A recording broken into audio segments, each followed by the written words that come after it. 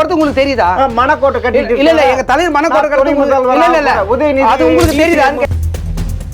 திமுக மேல ஒரு சந்தேகம் வந்துருச்சு. என்னதுக்கு? 2026 அப்புறமா திமுக பாஜகவை மறைமுகமாக ஆதரிக்குமோ? விடுதலை சிறுத்தைக்கு கொள்கை பைகளும் கோட்பாட்டிலும் புரட்சி அம்பேத்கருடைய புத்தகத்தில் அரசியல் சட்டத்துக்குள்ள இருக்கிறாங்க. அதனால ஏவனோ விடுதலை சிறுத்தை நான் சொல்றேன். திமுகவை நம்ம சப்போர்ட் பண்ணி துணை முதல்வர் ஆயிடலான்ட்டு ஒரு கணக்கில் பேராசையில் வந்துருக்காரு. விஜய் வந்து இப்படி ஆகிட்டா அப்படி போயிடும், அதையெல்லாம் இப்படி சேர்த்துக்கிட்டோம், துணை முதலமைச்சராக வரட்டும். இன்னும் அவங்களுக்கு வைத்தறிச்சல சொல்றவன் யாரு, தடுத்தவன் யாரு, அதை பூட்ட போட்டது யாரு, இது பண்ணது யாரு, அரசாங்க ஊழியர். ஆனா இப்ப பை எலெக்ஷன் வந்து எவன் வீட்டு காசு போகுது சார்? திமுக போல் ஏங்க நான் இப்ப என்ன சொன்னேன், இது தப்புன்னு சொல்றேன். தமிழ்நாட்டில் எந்த காலத்திலும் நாங்கள் 2 கட்சிகளோட கூட்டணி வைக்க மாட்டோம். ஒன்று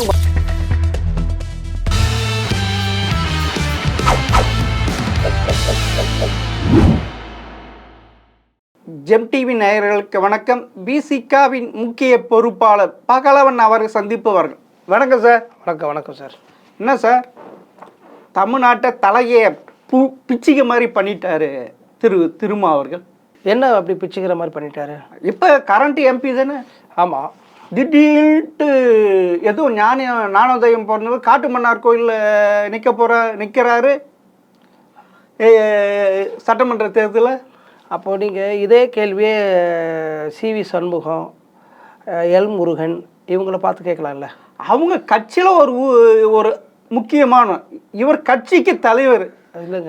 இது வரைக்கும் யாருக்குமே தெரியல. அதே பொறுப்பு வந்து புதுச்சேரியிலேயும் ஒருத்தர் அதே பொறுப்பில் இருக்கிறார். அவரும் இன்றைக்கி சட்டமன்ற தேர்தல் எல்முருகன் சட்டமன்ற உறுப்பினர் நிற்கிறார், மத்திய அமைச்சராக இருக்கிறாரு, சட்டமன்ற உறுப்பினர் நிற்கிறாரு.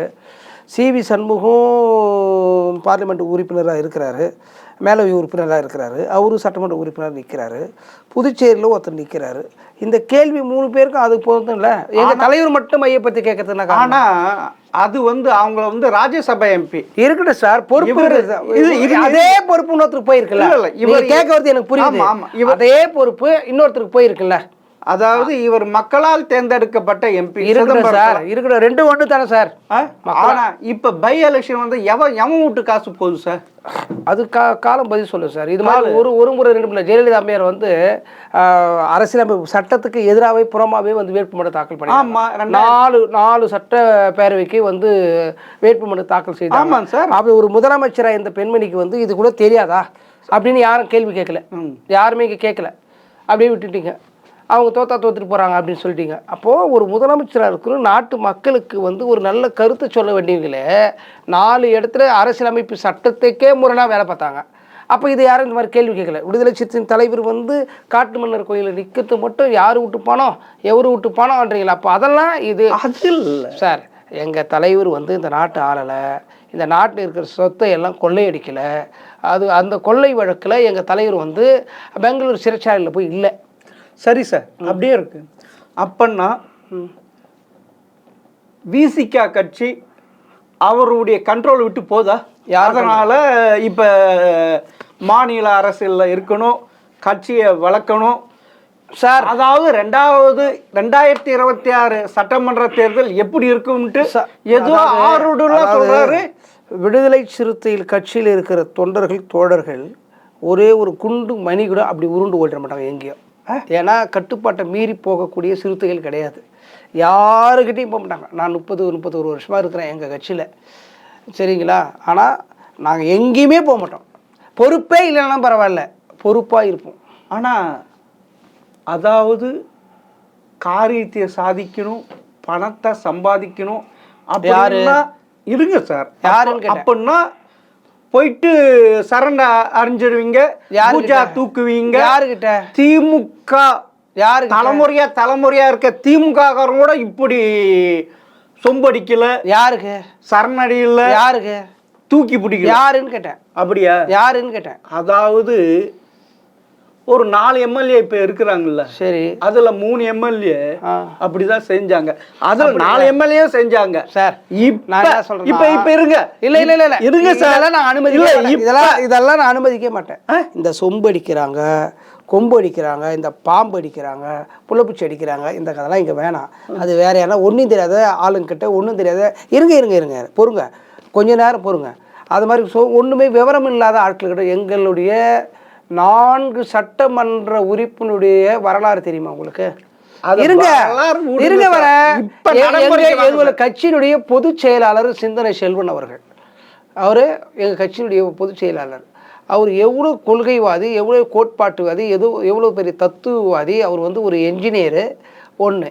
ரெண்டாவது எஸ்எஸ் பாலாஜி ஒரு என்ஜினியர், சட்டமன்ற உறுப்பினர், இது வழக்கறிஞர்.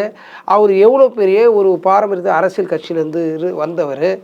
ஆனூர் ஷானவாஸ் அவர்கள் இளம் வயதில் எவ்வளோ பெரிய கொள்கை நெறிய கோட்பாட்டு நெறிகளை கொண்டவர். பனையூர் பாபு அவர்கள் வந்து எவ்வளோ பெரிய கருத்துக்கு சொந்தக்காரர். இவங்கெல்லாம் பேசி தாங்க சட்டசபையில் இன்றைக்கி பரமக்குடியில் இருக்கிற நம்ம ஐயா இமானுவேல் சேகரனுக்கு மணிமண்டபம் கட்டணத்து அண்ணன் பாபு அவர்கள் பேசி கட்டப்பட்டிருக்குது. மணிமண்டபம் கட்டப்பட்டிருக்கு, யாரும் பேசலாத. பரமக்குடியில் இமானுவேல் சேகரனுக்கு மணிமண்டபம் கட்டப்பட்டிருக்கு. நீங்கள் வந்து அதே காட்டுமன்னார் கோயிலில் சிதம்பரத்தில் இருந்த தலித் அரசியல் பேசிய இளைய பெருமாளுக்கு மணிமண்டபம் கட்டுது அண்ணன் சிந்தனை செல்வன் பேசி இருங்க.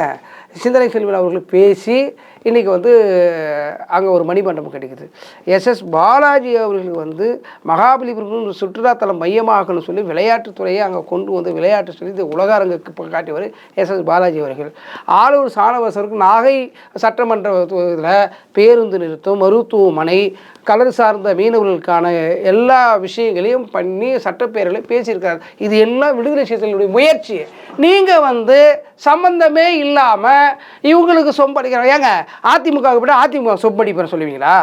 திமுகவுக்கு போனால் திமுக சொம்படிப்பலாம்? எங்களுக்கு சுய அறிவே இல்லைன்றீங்களா? அப்போது எங்களாம் சுய அறிவே சுய சிந்தனையே எங்களுக்கு அரசியல் ஆற்றலே இல்லைன்றீங்களா? ஒன்றுமே இல்லாத வெறும் வெகுஜன மக்களை வைத்து 35 ஆண்டு காலம் அரசியல் நடத்தி வரக்கூடிய தலைவர் எங்கள் தலைவர். கொள்கை பிடிப்போடு விடுதலை சிறுத்தையிலேருந்து ஒருத்தர் வேறு கட்சிக்கு போக சொல்லுங்க பார்க்கலாம். இந்த பூச்சாண்டிலாம் வேற எங்கன்னா சொல்லுங்க, இங்கெல்லாம் நடக்காது. இந்த மாதிரி எல்லாம் அனுமதிக்க முடியாது. இந்த மாதிரி விடுதலை சிறுத்தைகள் ரொம்ப ஏளனமா பேசுறத நிறுத்துங்க.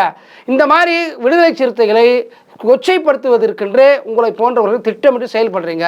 தயவு செய்து அதெல்லாம் நிறுத்திக்குங்க. சரி, இவ்வளவு செஞ்சிருக்காங்க தொகுதிக்கு, ஏன் திருமாவுக்கு தெரியாம போச்சு? யார் தெரியாம போச்சு? ஏங்க இன்னைக்கு ஒரு பாலாஜி வாசுக்கு பாபுக்கு இவங்களுக்கு சீட்டே கொடுக்கல. ஒருத்தருக்கே தொடர்ந்து சீட்டு கொடுக்கணும். ஏதாவது சிந்தனை செல்வன் யாரு? ஏங்க அவர் கட்சியினுடைய பொதுச் செயலாளருங்க. அப்படி இந்த கட்சியினுடைய பொதுச் செயலாளர் அவரு. அப்படி இந்த கட்சியினுடைய பொதுச் செயலாளர் அவரு எங்க தலைவர் எனக்கு விளக்கம் சொல்லியிருக்கிறார். தன்னிலை விளக்கமே சொல்லியிருக்கிறாரு. எந்தெந்த சூழல் நிலை ஏற்பட்டது, எதனால் கொடுக்க முடியவில்லை என்பதை எங்க தலைவர் எனக்கு தெளிவாக சொல்லியிருக்கு. நீங்க ஊடகத்தில் போயிட்டு இருக்கு, நீங்க பார்க்கலன்னு நினைக்கிறேன். அதெல்லாம் சொல்லிட்டாங்க, எங்க தலைவர் சொல்லிட்டாங்க. அதனால நம்ம அதை பத்தி பேச வேண்டிய அவசியம் இல்லை. அப்படியா? ஆமா, எங்க தலைவர் விளக்கமா சொல்லிட்டாரு. ஆளூர் சாணவாஸ் அவர்கள் ராயபுரம் தொகுதி கேட்டாரு. அந்த தொகுதி வந்து திமுகவுக்கு கொடுத்தாகணும்னு சொல்லிட்டாங்க, மறுத்துட்டாங்க. அதன் பிறகு பல்லாவரம் கேட்டாரு. பல்லாவரத்தில் இன்னொரு மறுத்துட்டாங்க, பல்லாவரம் கொடுக்க முடியல. அவர் கேட்ட 2 தொகுதியும் கொடுக்க முடியல. அதன் பிறகு வந்து நம்ம பண்ருட்டி தொகுதியில் வந்து ஒருத்தர் கொடுக்கணும்னு சொல்லும்போது அவர் அங்கே வேணான்னு சொல்லிட்டு நம்ம வந்து ஒரு இஸ்லாமியருக்கு ஒரு தொகுதி கொடுக்க வேண்டியது நம்ம கட்சியினுடைய கட்டாயம். அதன் அடிப்படையில் வந்து அப்துல் ரஹ்மான் கொடுத்துருக்குன்னு சொல்லிட்டு கிளியராக சொல்லிட்டாரு. ரைட். இவ்வளோ சொன்னீங்கல்ல, சானுவாசு பேசி அதை செஞ்சாரு, பாலாஜி பேசி இது செஞ்சாரு, பாபு பேசி அப்படி செஞ்சாரு இப்படி செஞ்சாருன்னு சொல்றீங்களா? இருங்க, நான் சும்மா சொல்லலையே, அப்படியே இருக்கு. நீங்க இதெல்லாம் பார்க்க மாட்டீங்களா? இருங்க சார், பொறுமை கடலினும் பெரிய. நீங்க எங்க கடலை பொங்குறீங்க? நீங்க பொங்கல. அதாவது வேங்கவயல் பத்தி பேசினாங்களா? யாரு? நாங்குநேரி பத்தி பேசினாங்க. யாரு?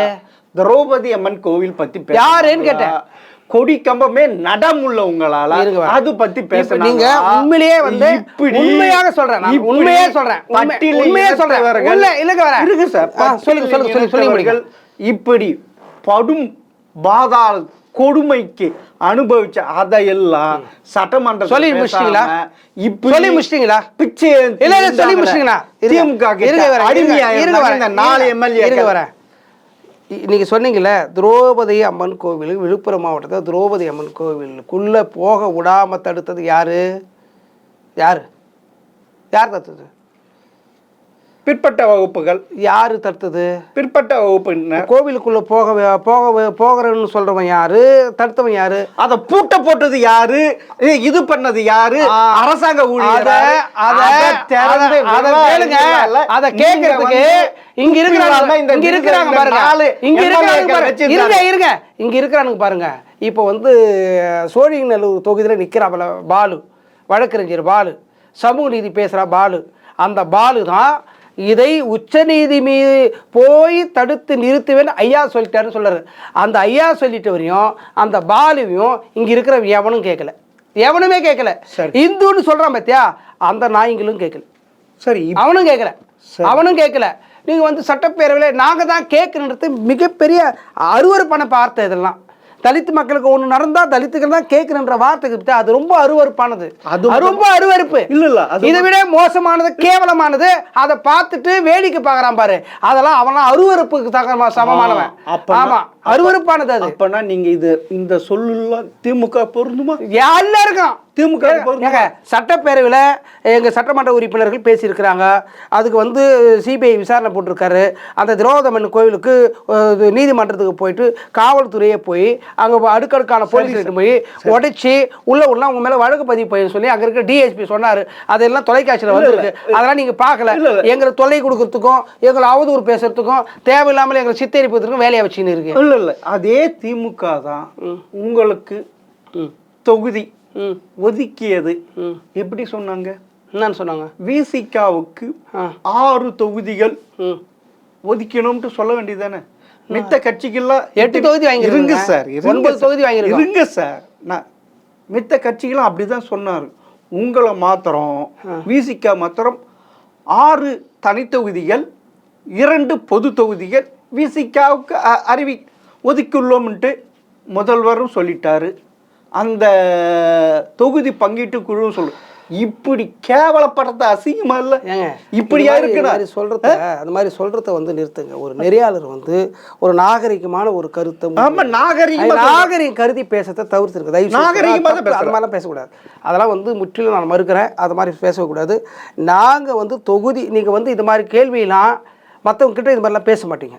பாஜக காரனை பார்த்து கேட்பீங்களா? யாருக்கிட்ட இல்ல இல்ல, இதெல்லாம் வந்து இது வந்து ஒரு அதெல்லாம் வந்து தப்பு. அது அப்படியே இல்ல ஒரு வந்து ஏங்க வந்து இப்படி வழி நடத்துத அப்படின்னு கேட்கலாமே தவிர கேவலமா அப்படிலாம்ன்றதுல அதெல்லாம் வந்து ரொம்ப அது தப்பான பேச்சு. அதெல்லாம் இல்லை. திமுகவிடம் நாங்கள் வந்து கூட்டணி பங்குக்கு போகிறோம். இது வந்து இங்கே பார்த்தீங்கன்னா இந்த 70 ஆண்டு கால அரசியலில் விடுதலை சிறுத்தை வருகைக்கு பிறகுதான் இன்றைக்கு நீங்கள் சொல்கிற மாதிரி ஒரு தலித் அமைப்பு இன்றைக்கி வந்து 9 தொகுதியில் இன்றைக்கி போட்டிடுது. தமிழ்நாட்டில் 8ம் புதுச்சேரியில் 1ம் மொத்தம் 9 தொகுதி போட்டிடுது. அப்போது 9 தொகுதியை பெற்று அதுக்குள்ளேருந்து 4 சட்டமன்ற உறுப்பினர் உள்ளே போயிட்டாங்க, 2 நாடாளுமன்ற உறுப்பினர்கள் அங்கே போயிட்டாங்க. இது எல்லாம் சாத்தியமே இல்லாத தமிழ்நாடு அரசியலில் விடுதலை சிறுத்தையின் தலைவர் அண்ணன் எழுச்சி தமிழர் வருகைக்கு பிறகுதான் இந்த மாறுதல் கிடைத்திருக்கு. இந்த புரிதல் உங்களை போன்றவர்கள்லாம் அவதூறு பரப்பினாலும் கேள்வி முன்வைக்கிற இடத்துக்கு நாங்கள் கொண்டு வந்துக்கிறோம். அந்த நீங்கள் அவதூறு எங்களை மேலே பேசினாலும் இன்னைக்கு ஊடகத்தில் அழைத்து வந்து எங்களை பேட்டி எடுக்கிற இடத்துக்கு அழைத்து வந்திருக்கிறது அவ்வளோ பெரிய உழைப்பை எங்கள் தலைவர் போட்டிருக்கிறார். சரி சார், உண்மையில் திரும்ப அவர்கள் தமிழகத்தில் கட்சி வளர்க்கணும். 2026 தேர்தல் எப்படியெல்லாம் அமையும்னு சொல்ல முடியாது. அப்படின்னா கட்சி வளர்ந்து தானே இருக்குது. நீங்கள் டெல்லியில் இருந்து இருக்கு, ஏன் தமிழகத்துக்கு வரணும்? அப்படின்னா 2026 சட்டமன்ற தேர்தல் தொங்கும் சட்டமன்ற தேர்தலாக இருக்கிறப்ப திமுகவை நம்ம சப்போர்ட் பண்ணி துணை முதல்வர் ஆகலான்ட்டு ஒரு கணக்கில் பேராசையில் வந்திருக்காரா? எங்கள் தலைவர் துணை முதல்வராக ஆகக்கூடாதா? அப்படியே வருவதனால் ஏதாவது இடையூறுவாக இருக்கா? எல்லோருக்கும் வயிற்றெரிச்சல் இப்போவே புலி கரைக்கிறதா? அது ஒரு பக்கம். எங்கள் தலைவர் வந்து தமிழ்நாட்டு அரசியல் மீது கவனம் செலுத்த வேண்டும் என்று சொல்லியிருப்பது. எங்கள் தலைவர் வந்து 2 முறை வந்து நாடாளுமன்றத்துக்கு போயிருக்கிறார். அப்புறம் அந்த ஒரு வார காலம் வந்து எங்கள் தலைவர் வந்து டெல்லிக்கு போயிட்டார்னா எங்களுடைய கட்சி தலைவர் எங்கள் தலைவரை தாண்டி எங்கள் கட்சியில் இருக்கிறவங்க வேறு யாரும் போய் பார்க்க மாட்டாங்க. எங்கள் கட்சியில் மிகப்பெரிய பெரிய விஷயம் என்னன்னு கேட்டிங்கன்னா, எங்கள் தலைவரை தாண்டி மற்றவங்களை யாருமே போய் பார்க்க மாட்டாங்க. அவர் எம்எல்ஏவாக இருந்தாலும் சரி, அவர் எம்பியாக இருந்தாலும் சரி, அவங்க வீட்டு வாசப்படி என்ன போக மாட்டாங்க. எங்கள் தலைவர் சும்மாவே உட்காந்துருந்தா கூட அங்கே 100 பேர் 1000 பேர் நின்றுட்டு இருப்பான். இன்றைக்கி ஒரு நாள் இங்கே வந்து உட்காந்தான்னா இந்த ஒரு நாள் முழுக்க இங்கே மாநாடு மாதிரி கூட்டம் வந்து நிற்பாங்க. எங்கள் தலைவர் வந்து அதை பார்க்குற தம்பிங்க வந்து கன்னியாகுமரியிலேருந்து வராங்க, மதுரையிலேருந்து வராங்க, ராமேஸ்வரத்துலேருந்து வராங்க. அவர் இல்லாத நாட்களில் இங்கே வந்துடுறாங்க. அண்ணா நாங்கள் இங்கே வந்துட்டு நாங்கள் உங்களை பார்க்க முடிய போகிறோம். இது வந்து காலங்காலமாக இப்படி போகுதே, இது வந்து ரொம்ப சங்கடமாக இருக்குதுன்னு சொல்லிட்டு தமிழ்நாட்டு அரசுக்குள்ளே வந்து நம்ம தம்பிங்களுக்கு கைவிடாமல் பார்த்துக்கணும் அப்படின்ற ஒரு நல்ல எண்ணத்தில் தான் அவர் செயல்பட்டுக்கிறாரே தவிர, நீங்கள் சொல்கிறத போல் மற்றவங்க சொல்கிறதை போல் துணை முதலமைச்சரை வரட்டுங்க, அதே உங்களுக்குலாம் வயிற்று ஆகுது. இப்போவே இல்லை, இப்போ கணக்கில் இருக்கிறார் இருக்கட்டும், நான் இருக்கட்டும் வரட்டும்ன்றேன். அப்படியா? வரட்டும். இல்லை அப்படி காங்கிரஸ் சார் நீங்கள் சொல்கிறேன். இல்லை இல்லை இல்லை இருங்க, நாங்கள் காங்கிரஸ் நீங்கள் சொன்னீங்களா? இல்லை இருங்க இருங்க இருங்க ஒரு 3 மாசமா காங்கிரஸ் ஆட்சியிலும் பங்கு அதிகாரத்தில் பங்குன்ட்டு கேட்குறப்ப நீங்கள் வாய் மூடி மௌனமா இருந்தீங்களா? உங்க கொள்கை என்ன? ஆட்சியிலும் அதிகாரத்திலும் பங்கு என்று கொள்கை தானே. அந்த கொள்கை இப்ப நாங்க அந்த கொள்கை விட்டு போயிட்டு சொன்னோமா? அந்த கொள்கை விலகிட்டு சொன்னோமா? அப்படி கேட்கிறப்ப நீங்களும் ஒத்துக்குதணும். அந்த முழக்கமே எங்களால் தாங்க நீங்க முழங்குறீங்க. அந்த முழக்கமே வந்து 1999 நாங்கள் தேர்தல் பாதைக்கு அடியெடுத்து வச்ச பிறகு அதிலிருந்து பேசுனது தான் ஆட்சியிலும் பங்கு அதிகாரத்திலும் பங்கு, அதிகாரத்தை பரவலாக்க வேண்டும் என்று சொல்லியது எங்க தலைவர் தான். இப்போ நாங்கள் அதில் நாங்கள் விடுபடலையே, நாங்கள் விலகி போகலையே சார். இப்போதைக்கு அது சாத்தியம் இல்லை. அது அப்படி இருக்கு. இந்த கட்டமைப்பு தளரும், அது தளரும். இல்ல 2026 எப்படி காலம் அமையும்னு சொல்ல முடியாது. ஏன் திடீர்னு எங்க இந்த ஞானோதயம் வந்தது? திருமாவுக்கு என்ன 2026 சட்டமன்ற தேர்தல் எப்படி அமையும்னு தெரியல அப்படின்ட்டு ஒரு இது சொன்னாங்க. எப்படி அமையும்ட்டு தெரியலன்னு சொன்னாலே தவிர, நான் துணை முதலமைச்சராக வந்துடுவேன், எங்கள் கட்சியில் இருக்கிற ஒரு முதலமைச்சர் ஆகிடுவார், எங்கள் கட்சியில் இருக்கிற மந்திரி ஆகிடுவேன் சொன்னாரா? அப்பன்னா திமுக 118 தொகுதிகள் எடுத்து மெஜாரிட்டியோட ஆட்சி வராது. ஓகே இல்லப்பனா அது உங்க கற்பனை சார். அவர் எங்க கற்பனையா?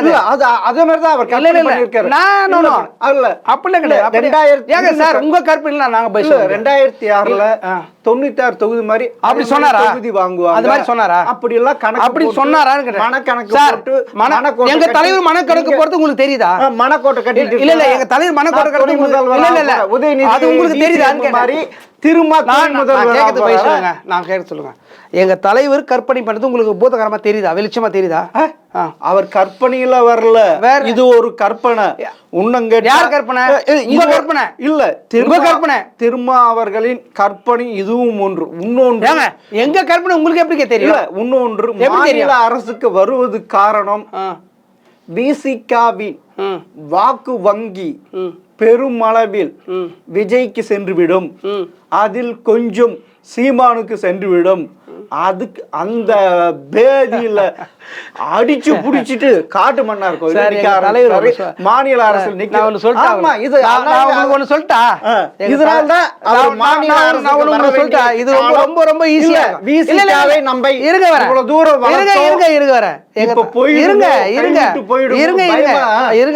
எங்க தலைவரோட சொல்லியிருப்பாரு, என் கேரக்டரே நீங்க இன்னும் புரிஞ்சுக்கல சொல்லிட்டு. விடுதலை சிறுத்தைகளுடைய கேரக்டர் நீங்க வந்து யாருமே புரிஞ்சுக்கல. நான் தான் தொடக்கத்திலே சொல்லிட்டேன், விடுதலை சிறுத்தையில் இருக்கிற தொண்டர்கள் தோழர்கள் கடகோடி தொண்டன் வந்து விடுதலை சிறுத்தையிலேருந்து ஒருத்தங்க கூட வெளியில் போக மாட்டாங்க. ஒரு ஆள் நீங்கள் எங்கள் கட்சியிலேருந்து சிலர் விலகி போயிருக்கிறாங்க, அவங்க ஹிஸ்ட்ரிலாம் எடுத்து பாருங்க.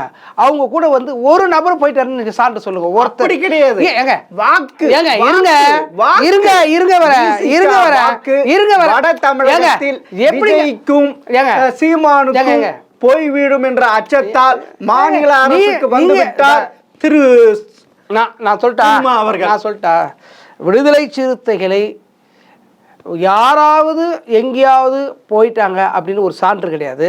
ஆனால் இந்த மாதிரி ஊடகங்கள் பூதகரமாக்கி விடுதலை சிறுத்தைகள் வந்துடுவாங்க நீங்கள் நினச்சிக்கின்னு இருக்கேன்.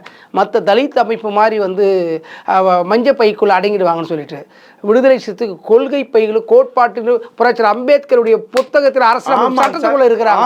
அதனால ஏவனும் விடுதலை சிறுத்தை நான் சொல்றேன் இருக்கேன் விடுதலை சிறுத்தை ஏவனாலையும் விலை குத்து வாங்க முடியாது.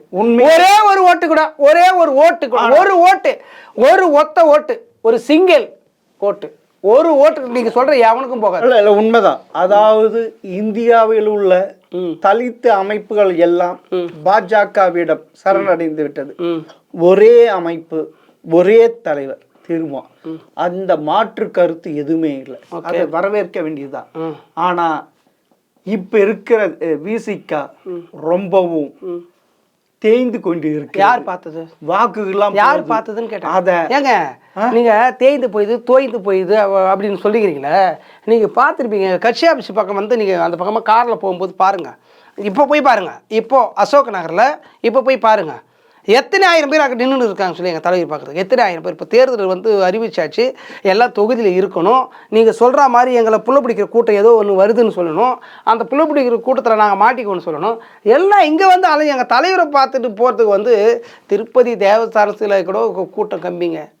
எங்கள் தலைவர் இருக்கிற இடத்துல அதிகம் கூட்டம் அலைமோதி கொண்டே இருக்கும் தினந்தோறும். ஒரு நாள் கிடையாது. ஒரு நாள் கூத்துக்கு மீசி அடிச்ச நாடக கலைஞன் அப்படின்னு சொல்லுவாங்க. அந்த மாதிரி கிடையாது. இது நீங்கள் வந்து பாருங்கள், தினம்தோறும் பாருங்கள். தினம்தோறும் 325 நாள் விடுதலை சிறுத்தைகள் அலுவலகத்தை எங்கள் தலைவர் இருந்தாருன்னா கூட்டம் அப்படியே இருந்துக்கிட்டே இருக்கும். ஒரு நாள் கூட குறையாது. அதாவது அல்ல குறையாத அமுத சுரபி போல விடுதலை சிறுத்தைகள் அச்சய பாத்திரம் புதுசாக வந்துக்கிட்டே இருப்பாங்க. அதே மாதிரி அந்த கடல் அலை மாதிரி ஒரு அலைக்கு குறையாம வந்துக்கினே இருக்கும். பின்னாடி அலை வந்துக்கினே இருக்கிற மாதிரி விடுதலை சிறுத்தைகள் அலைகள் வந்துக்கினே இருக்கும். அதனால தான் மற்றவங்களுக்கு எல்லாருக்கும் வயிற்றில் புளியை கரைக்குது. அப்போ என்ன பண்ணுறாங்க? புளியை கரைக்கும் போது அவதூறு சேர்த்து கரைத்து விடுதலை சிறுத்தையிலிருந்து இவருக்கு ஓட்டு போயிடும், விடுதலை சிறுத்தை அவருக்கு ஓட்டு போயிடும். எவனுக்கும் போகாது. விடுதலை எங்கள் தலைவர் விரல் நீட்டுகிற இடத்தில் தான் எங்களுடைய வாக்கு போய் சேருமை தவிர வேற ஒரே ஒரு செல்லாத ஓட்டு கூட போகாது. வாய்ப்பே கிடையாது. நீங்க சொல்றீங்க. என் தம்பிங்க விடுதலை சிறுத்தை தோழர்கள் கோடான கோடி தோழர்கள் இதை பார்த்து கொண்டிருக்கிறார்கள். அவர்களுக்கு தெரியும் இந்த பகலவன் சொல்வது என்னன்னு அவங்களுக்கு புரியும். கண்டிப்பா எங்க தலைவர் சொல்றது. எங்க தலைவர் தமிழ்நாட்டு அரசியல்ல ஒரு முகநூல் வழியா அரசியல் நடத்துறாரு எங்க தலைவர். இல்ல நீங்க குண்டு செட்டில் குதிரை ஓட்டுறீங்க. எவன் செட்டில் நாங்க ஓட்டுறோம். மத்தவங்க செட்டில் போய் நாங்க ஓட்ட வேண்டிய அவசியம் இல்லை சார். மத்தவங்க செட்டில் போய் நாங்க குதிரை ஓட்ட தேவையில்லை. நாங்க வந்து சிறுத்தைகள். நீங்க வந்து எல்லா இதுவும் வந்து புலி மேல வந்து ஒரு சாமி உட்காந்து இருக்கும், மயில் மேல ஒரு சாமி உட்காந்து இருக்கும், அந்த எலி மேல ஒரு சாமி உட்காந்துன்னு இருக்கும், அந்த சேவல் இருக்க அதுல ஒரு சாமி இருக்கும். ஆனா சிறுத்தை மேல் தான் எந்த சாமி இருக்காது. அது விடுதலை சிறுத்தை சாமி அண்ணன் எங்க குலசாமி எழுச்சி தமிழர் மட்டும்தான் இருப்பார். ஆனா வெளிவருகின்ற கருத்து கணிப்புகள் எல்லாமே விசிகாவில் இருக்கின்ற பெரும்பான்மையான வாக்குகள் விஜய்க்கு போயிடும், அதுல கொஞ்சம் சீமானுக்கு போயிடும். நான் சொல்றேன், அதனால திரும்ப இப்படி பேசுறதுனால என்ன குழப்பில்ல. நான் சொல்றேன் கேளுங்க, சொல்றேன் இந்த கருத்தை இருக்க வர இதெல்லாம் ஏத்துக்கவே முடியாதுங்க. இதெல்லாம் நான் சொல்றேன்னா ஒரு பொறுப்பு ஒரு வேணும். எங்கள் கட்சியில் வந்து வேட்புமனு நான் கூட விருப்பமனு தாக்கல் பண்ணிக்கிறேன். என் மகளுக்கு என் பொண்ணு பவதாரணிக்கு பேரில் மயிலாப்பூர் தொகுதியில் நிற்கிறதுக்கு பொது தொகுதியில் நிற்கிறதுக்கு விருப்பமனு நான் தாக்கல் செய்திருக்கிறேன். எங்கள் தலைவர் கை கொடுத்து பொது தொகுதியில் கேட்டுக்கிற வாழ்த்துக்கள் அப்படி சொன்னார். நான் புரியுதுங்களா? என் பொண்ணு வந்து வேட்புமனு தாக்கல் செஞ்சது வைரலாச்சு ஊடகத்தில். எங்கள் கட்சிக்காரங்க அவ்வளோ தூக்கி கொண்டாடினாங்க. அந்த மாதிரி போயிட்டு இருந்தது. இப்போது நீங்கள் சொல்கிற மாதிரி விஜய்க்கு அப்போது எனக்கு பொறுப்பு இல்லாதந்தா நான் என்ன பண்ண பொறுப்பற்ற புத்தி இல்லாதந்தனா என்னை வந்து மற்றவங்க போல் அரசியல் படுத்தி இல்லாமல் எங்கள் தலைவர் அரசியல் படுத்தினால்தான் நான் இங்கேயே இருக்கிறேன். எங்கள் தலைவர் வந்து ஒரு புயிர்ப்பு சக்தி. மேலேருந்து கீழே உயர்த்த வந்து மேலேருந்து கீழே உயர்த்த மேலே போயிடாது, கீழே வந்து தான் தரையில் தான் இருக்கும். அது மாதிரி எங்கள் தலைவரை சுற்றி நாங்கள் எப்போதும் இருப்போம். நாங்கள் மற்ற மாதிரி இடத்துல உருண்டு போயிட்டு மாட்டோம். ஏன்னா இங்கே அரசியல் புரிதல் தன்னை எங்கள் தலைவரே சொல்கிறது என்ன, உன்னைப்படி தாய்மணி, முதல்ல நீ உன்னை புரிந்து கொள் அப்படின்னு சொல்கிறார். நீ அதன் பிறகு வீதிக்கு வா, அப்படின்லாம் வராதே அப்படின்றார். இது மாதிரி எந்த அரசியல் கட்சி தலைவரும் சொல்கிறது கிடையாது. முதல்ல எங்களை வந்து புரிதலுக்கு உண்டாக்கி இருக்கிறாரு, எங்களை வந்து ஒரு மிகப்பெரிய புயுறுப்பு சக்தியாக மாற்றிருக்கிறாரு, எங்களை சிந்திக்கிற ஆற்றலை கொடுத்துருக்கிறாரு, எழுதுவது பேசுவது எல்லாத்தையும் கற்றுக் கொடுத்துக்கிறாரு எங்கள் தலைவர் வந்து. அதாவது ஆசிரியரை விட எங்கள் அப்பா அம்மாவை விட மிக தெளிவாக எங்களை வழிநடத்தக்கூடிய எங்கள் ஆற்றல் வாழ்ந்த தலைவர் எங்கள் தலைவர். அந்த தலைவரை விட்டுட்டு அப்படி நீங்கள் சொல்கிற மாதிரி ஒருத்தன் போயிட்டான்னு சொன்னான்னா அது கேளுங்க, வாக்குகள் அங்க போயிடும் சார். வாய்ப்பே கிடையாதுங்க. நீங்க வந்து என்ன நினைச்சீங்க? அதான் சொல்றேன். நீங்க வந்து என்ன தெரியுமா, இல்ல இல்ல இல்ல இங்க என்ன தெரியுமா பிரச்சனை, இங்க என்ன தெரியுமா, மற்ற தலித் அரசியல் போல இவங்க இருப்பாங்க அப்படின்னு நினைக்கிறீங்க. இது மாதிரி ஒரு தலித் அரசியல் வரவே இல்லை தமிழ்நாட்டில், வரவே இல்லை, இப்போ வரைக்கும் இல்லை. அம்பேத்கர் காலத்துல இருந்து இப்போ வரைக்கும் இல்லை. அதாவது இன்னொன்று, தொகுதி பங்கீட்டு பிறகு நீங்கள் உங்களுக்கு திமுக மேலே ஒரு சந்தேகம் வந்துருச்சு. என்னதுக்கு? 2026 அப்புறமா திமுக பாஜகவை மறைமுகமாக ஆதரிக்குமோ என்ற அச்சத்தால் நீங்கள் 2027 சட்டமன்ற தேர்தலுக்கு பிறகு வெளியே வந்துடலான்ட்டு ஒரு கணக்கு போட்டுருக்கீங்க. அப்போ நான் சொல்லிட்டுக்கலாம், இருங்க சார், நீங்க சொல்றது ஒருவேளை விஜய் வெற்றி பெறாமல் போனால் அரசியல் களத்தை விட்டு போனால் அந்த இடத்தை பிரிக்கலாம்ட்டு அந்த ஒரு கணக்கில் தான் வந்திருக்கிறாங்க சொல்கிறாங்களே. விஜய் வந்து அரசியல் விமர்சகர் இது. ஆமாம், அரசியல் விமர்சகருக்கு இப்போலாம் கொஞ்சம் மென்டல் டார்ச்சர் ஆகிட்டு இருக்கிறாங்கன்னு நினைக்கிறேன், புரிதல் இல்லைன்னு நினைக்கிறேன். எல்லாம் சங்கிகளாக மாறிட்டாங்க. அதனால் வந்து ஒரு பொது அறிவு இல்லாமல் பேசுகிறது.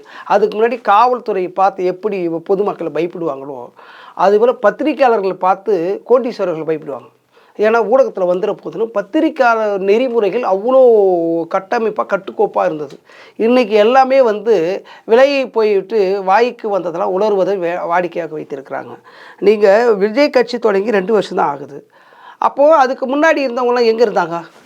அதாவது விஜய்க்கு வர மக்கள் காட்டாற்று வெள்ளம் போல் வருகிறார்கள். அவங்களாம் விடுதலை சிறுத்தையா? அதில் பேர்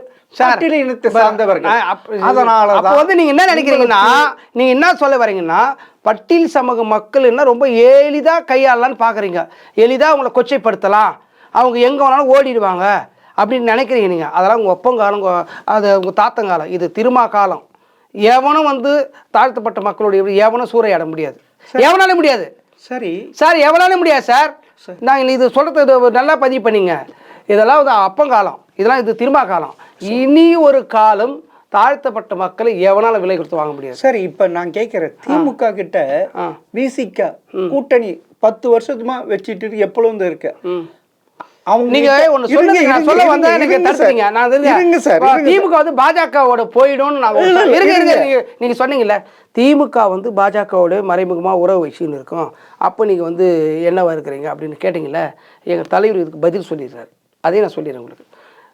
தமிழ்நாட்டில் எந்த காலத்திலும் நாங்கள் 2 கட்சிகளோடு கூட்டணி வைக்க மாட்டோம். ஒன்று மதவாத அரசியல் சக்தியாக இருக்கிற பாஜகவுடனும் சாதிவெறி சிந்தனையோடு இருக்கின்ற பாமகவுடனும் எந்த காலத்திலும் கூட்டணி இல்லைன்னு சொல்லிட்டார். ஒருவேளை நீங்கள் சொல்வதை போல திமுக 2006 வெற்றி பெற்று 2026 வெற்றி பெற்று பாஜகவோடு மறைமுகமாக கூட்டணி வச்சு நேர்முகமாக கூட்டணி வச்சு கொண்டு இருந்தாலோ நீங்கள் சொல்லுது நடக்கும். சரி சார், இன்னொன்று, நீங்கள் திமுகவுக்கிட்டேயே கூட்டணி வச்சுட்டு இருக்கிறதுனால அவங்க கிட்ட இருந்து சில குணங்கள் உங்ககிட்ட வந்து ஒட்டிக்கிச்சா? இப்பொழுது அரசியலை கற்றுக் கொடுத்து விடுதலை சிறுத்தைகளுங்க, பார்க்காத அரசியலை கற்றுத்தருது விடுதலை சிறுத்தைகளுங்க. நீங்க சொன்னீங்கல்ல, நீங்க 10 ஆண்டுகளாக திமுகவுடனே இருப்பதனால நாங்கள் அங்கங்கே வாய் வைக்க மாட்டோம். இங்கே ஒரு பேரம், அங்கே ஒரு பேரம், இங்கே ஒரு பொட்டி, இங்கே ஒரு பொட்டி, அங்கே இப்போ சட்டி, இங்கே வந்து இது, இதெல்லாம் நாங்கள் கேட்க மாட்டோம். நேர்மையாக உண்மையாக விசுவாசமாக களத்தில் நின்று களமாடுவோம்.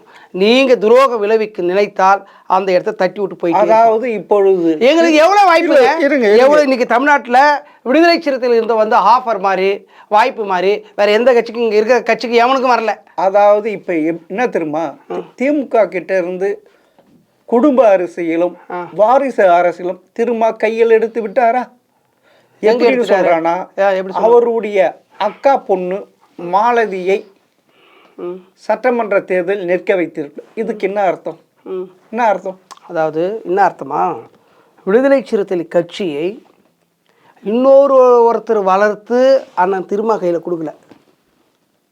இன்னொருத்தர் கையில் ஒரு 20 லட்சம் ஓட்டு வங்கி, 10 அமைச்சர்கள், முன்னாள் சட்டமன்ற உறுப்பினர்கள், முன்னாள் நாடாளுமன்ற உறுப்பினர்கள், இந்த கட்சி நீ வச்சுக்கோ அப்படின்னு அவங்க அப்பா வந்து திருமாவளவன் கையில் கொடுக்கல. திருமாவளவனுடைய சொந்த உழைப்பில், அவர் வேர்வையில், அவர் இரத்தத்தில் உருவானது விடுதலை சிறுத்தைகள்.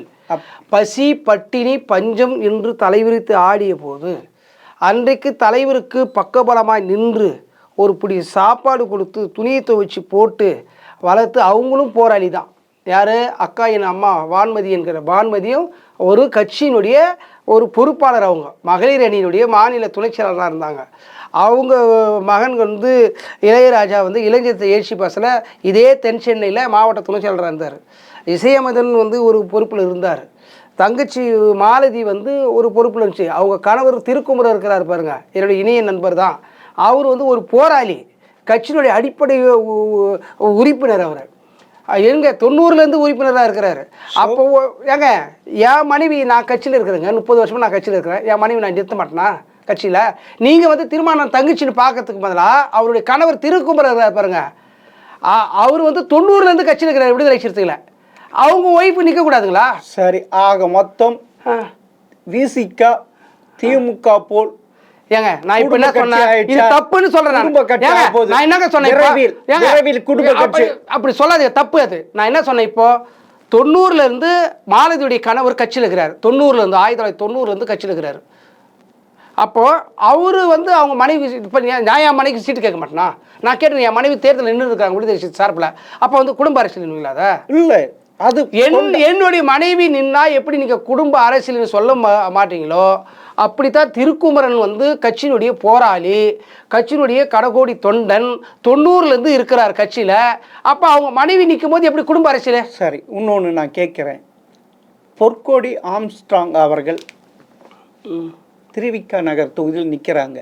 அதுக்கு சப்போர்ட் பண்ணி இருங்க, நீலம் ஃபவுண்டேஷன் ரஞ்சித் அவர்கள் இது பண்ண, அதுக்கு லபா திபான்ட்டு எப்படி ஆதரவு தெரிவிக்கலாம், எப்படி சப்போர்ட் பண்ணலான்ட்டு சொன்னாங்களே. இன்னைக்கு திருமா அவர்கள், பொற்கொடி அவர்கள் பொது வாழ்க்கை வந்தது வரவேற்கிறேன். அவர்கள் ஒரு அரசியல் ஒரு முக்கியமான இடத்தை பெருக்க வேண்டும் வாழ்த்து சொல்லியிருக்க. இது எப்படி அவங்க பாஜகவோட கூட்டணி வச்சிருக்கு? உங்க கொள்கைக்கு முரணானது. இது வாழ்த்தும் சொல்லக்கூடாது, எதுவும் தெரிவிக்கூடாது, வாய் பொத்தி மௌனமாக இருந்திருக்க வேண்டும் திருமா அவர்கள். நாங்க வந்து பொற்கொடிக்கு வாழ்த்து சொல்லியிருக்கிறோம். நீங்க பாஜகவுடன் சீட்டு பேரம் பேசி தேர்தலில் நிற்பது மகிழ்ச்சின்னு எங்கள் தலைவர் சொல்லலை. நீங்கள் கணவரை இழந்து வாடுகின்ற நிலையில், அந்த சோகத்தில் மூழ்கி கிடக்கிற நிலையில் இருந்து மாறி வீர் கொண்டு ஒரு அரசியல் களத்துக்கு வந்திருப்பது ஒரு மகிழ்ச்சி, உங்களுடைய மனமாற்றத்துக்கு வாழ்த்துக்கள் அப்படின்னு எங்கள் தலைவர் வந்து ஒரு குடும்ப உறுப்பினராக சொல்லியிருக்கிறார். ஒரு குடும்ப உறுப்பினர், அண்ணனா தம்பியா சகோதரனா சொல்லியிருக்கிறாரு. இதில் என்ன உங்களுக்கு பிரச்சனை? இதில் என்ன பிரச்சனைன்னு கேட்குறேன். இப்போ நான் என்ன சொல்கிறேன், அன்புமணியுடைய மனைவி சௌமியா வந்து தருமபுரியில் நிற்கிறாங்க. அவங்களுடைய சகோதரர் வந்து கடலூரில் நின்னார், பிரசாத், அவர் பேர் பிரசாத் தான் நினைக்கிறேன், அவர் நிற்கிறாரு. விஷ்ணு பிரசாத் நிற்கிறாரு. அப்போது 2 பேரும் அக்கா தங்கை வந்து அவர் என்ன சொல்கிறாரு, நீ வெற்றி பெற வாழ்த்துக்கள். எதிரணியில் இருக்கிறாங்க, அவங்க பாஜகவில் இருக்காங்க, இவங்க திமுக கூட்டணியில் இருக்காங்க, வாழ்த்துக்கள்மான்னு சொல்கிறாரு. இவங்க வந்து அண்ணா வாழ்த்துக்கள்னு சொல்கிறாங்க. இப்போ என்ன பிரச்சனை? ஸோ அப்போ நீங்கள் அதை மட்டும் சரியா எடுத்துக்குவீங்களா? இதுலயும் பல்ட் அடிச்சிட்டாரு யாரு? திருமா என்ன பல்ட் அடிச்சாரு? என்ன பல்டி சொல்லுங்க. அப்புறமா இந்த மாதிரி சொல்லாதீங்க. என்ன பல்டி இருந்து என்ன பல்டி சொல்லுங்க. காப்பாத்து தமிழக வந்து பல்டி அடிச்சாரு. இதெல்லாம் என்ன பல்டி சொல்லுங்க. மணக்கோட்டு கட்டிட்டு இருக்காரு துணை முதல்வர். வாழ்த்து சொல்றது என்னங்க பல்டி? தொங்கு சட்டமன்ற அமையும் கேட்டதுக்கு அது மூலமா நம்ம அறுவடை செஞ்சு குழிக்கலான்ட்டு ஒரு முடிவு பண்ணி எங்க தலைவர் வந்து உங்களுக்கு வந்து துணை முதலமைச்சர் வைத்தறிச்சல் ஆகுது, அப்படிதானே? வரக்கூடாது, அப்படிதானே? அப்பனா இல்லைங்க, அப்படிதானே? இல்ல இல்ல இல்ல இல்ல எங்க தலைவர் அப்பா நான் இன்னைக்கு சொல்ற மாதிரியே இருக்கட்டும். அவர் அப்படி நினைக்கிறாரு, ஒரு கால்குலேஷன் பண்ணுறாரு. இங்கே தொங்கு சட்டசபை வரும், இங்கே அப்படி இப்படி வரும், விஜய் வந்து இப்படி ஆயிட்டானா அப்படி போயிடும், அதையெல்லாம் இப்படி சேர்த்துக்கிட்டோம். முதலமைச்சராக வரட்டும், துணை முதலமைச்சராக வரட்டும், இன்னும் உங்களுக்கு வைத்தறிச்சல் அதை சொல்லுங்கள். வரட்டும், முதலமைச்சர் ஆகட்டும், துணை முதலமைச்சர் வரட்டும், உங்களுக்கு என்ன வயிற்றுச்சல்? சரி சார். அப்போ உங்களுக்கு வயிற்றுச்சல் இருக்கு. சரி, அதை வெளிப்படையா சொல்றீங்க. இல்ல, அது திரும்ப போட்ட கணக்கு நிறைவேறுதா நிறைவேறலையா என்பதை 2026 சட்டமன்ற தேர்தலுக்கு பிறகும் அதன் பிறகு தமிழகத்தில் விசிக கட்சியிலிருந்து வாக்குகளை விஜயும் சீமான் எடுக்கிறார்களா என்பதை பொட்டி திறக்கும் போது ஏப்ரல் 4ஆம் தேதி திறந்துவிடும். மிக்க நன்றி சார். இருட்டும் திருட்டும் ஒரு முடிவு கூறும். எதிர்காலம் அதிகாரமும் எங்கள் தலைவரான எழுச்சி தமிழ் கரங்களுக்கு வரும். அன்றைக்கு பெட்டியை திறக்கிற அன்னைக்கு விடுதலை சிறுத்தையில் வாக்கா கொட்டும். அன்னைக்கு பார்ப்பீங்க. நீங்கள் சொல்கிற 2 பேருக்கும் பட்டன் அமல் சாத்தப்படும். நன்றி சார். நன்றி.